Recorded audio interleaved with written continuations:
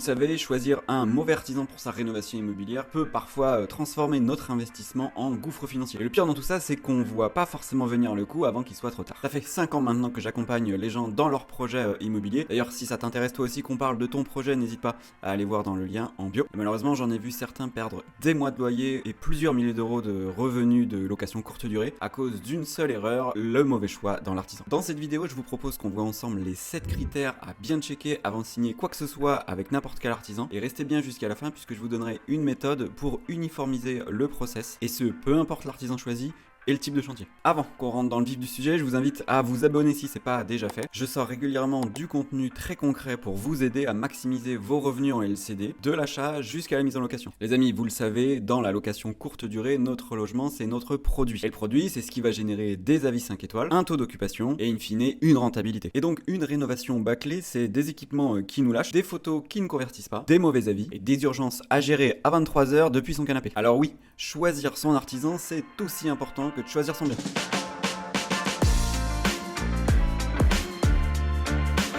Critère numéro 1, l'assurance décennale et la RC Pro. C'est la base. Avant toute chose, demandez les attestations d'assurance à jour. L'assurance décennale couvre les dommages structurels jusqu'à 10 ans et la RC Pro couvre les dégâts causés pendant le chantier. Sans ça, vous êtes exposé, c'est aussi simple que ça.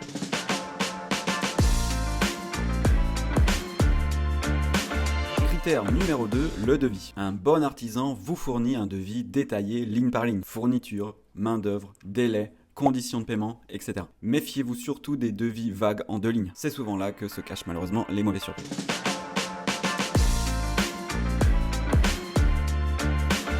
Critère numéro 3, les avis certifiés et vérifiables. Demandez à l'artisan d'aller voir des chantiers similaires à ce que vous voulez faire. Le must, c'est même de pouvoir discuter avec les clients qu'il a actuellement. Sinon, allez voir ses avis Google, Trustpilot, etc. Un artisan sérieux a une réputation à maintenir.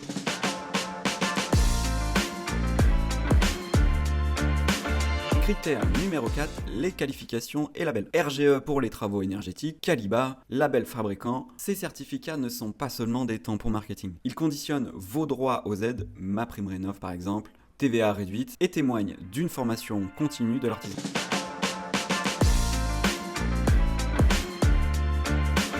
Critère numéro 5, la réactivité et la communication. Un artisan qui met 3 jours à répondre à une demande de devis est un artisan qui mettra plus de 3 semaines à vous appeler en cas de problème sur le chantier. Testez donc sa réactivité dès le début, c'est un signal très fort. Avant qu'on voit les 2 derniers critères ensemble, c'est le moment de liker la vidéo si elle vous plaît et de m'écrire en commentaire juste en dessous quel est le critère que vous avez le plus négligé par le passé.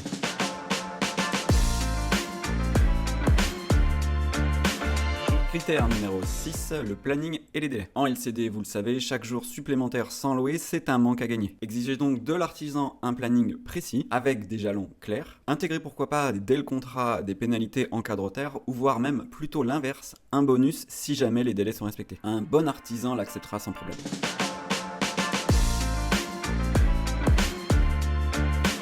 Critère numéro 7, le contrat et les garanties. La règle est simple, rien à l'oral, tout par écrit. Le contrat doit préciser les prestations exactes, les matériaux, les délais, les modalités de paiement, jamais de 100% à la signature, c'est une règle absolue, et les conditions de réception du chantier. On a maintenant vu tous les critères, mais comment on fait pour comparer rapidement et efficacement plusieurs artisans entre eux? Ma méthode est assez simple, c'est ce tableau de scoring. On le remplit en moins de 10 minutes, et il permet très rapidement de sélectionner le bon artisan et d'éviter de prendre le moins cher, qui est l'erreur la plus courante. Comme promis, je vais maintenant vous parler de la solution qui permet d'uniformiser le process, peu importe l'artisan et le chantier. C'est d'ailleurs une solution qui est utilisée par de plus en plus d'investisseurs chevronnés pour sécuriser leur rénovation. Et franchement, une fois qu'on y a goûté, c'est difficile de faire marche arrière. Cette solution, c'est de passer par un courtier en travaux. Son rôle, c'est comme un courtier en prêt immobilier, mais cette fois dédié au chantier. Il source les artisans, vérifie les critères qu'on vient de voir ensemble, assurance, qualification, référence. Il négocie les prix et surtout coordonne tous les intervenants pour notre chantier. Mais surtout, et c'est ce qui m'a convaincu, c'est qu'il standardise le process. Peu importe quel artisan exécute le chantier, on a toujours le même niveau d'exigence, les mêmes vérifications et les mêmes garanties. Fini la loterie, fini les surprises, finalement on sait ce qu'on achète. Pour résumer, choisir son artisan, ce n'est pas une question de feeling ni de prix, c'est une question de méthode. Assurance, devis, référence, réactivité, planning, contrat, cochez absolument tout.